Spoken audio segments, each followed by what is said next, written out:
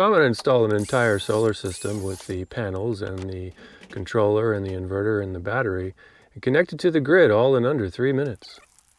Yeah, so the first thing you want to do when you're installing your panels is make sure they're soaking wet and the wires are nice and soggy, otherwise they're not going to conduct electricity very well, and it makes it entirely too easy to climb up a ladder.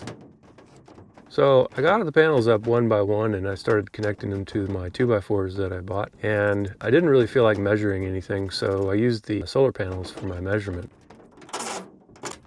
That was pretty easy and I was able to move pretty quick and just screw things in as I went. 2x4s are screwed to the roof and that worked pretty well too. Like all smart people, I like to look for ways where I can spend a lot more time and money than I'm ever going to get back, and that's why I'm doing this, of course. I plan on saving as much as $10 a month on this install, and I've only got about $2,500 in the pieces. Not too bad, right?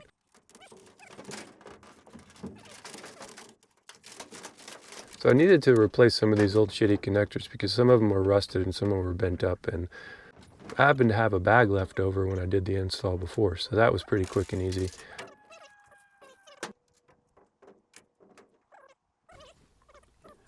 So it's getting too dark to do this up on the roof anymore, so I went back to the other cabin and came back in the morning to complete this.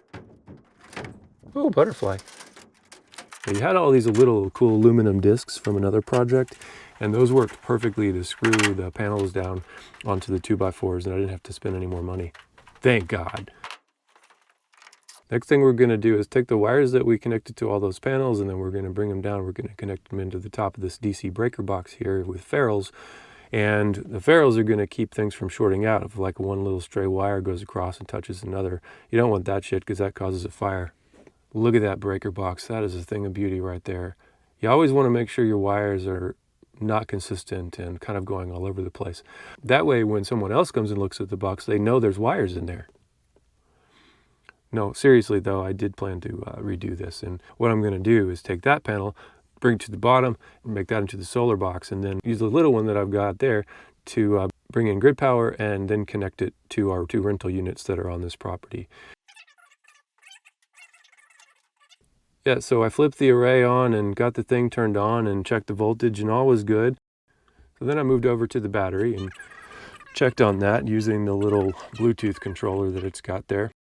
The little silver box that I'm pointing at is the BMS, or battery management system, and then that weird looking thing over there in the box is a balancer, and that keeps the battery healthy. And I found that somebody, not saying who, left it plugged in for about a year and drained these lithium ion cells till they were dead, which means they are now junk.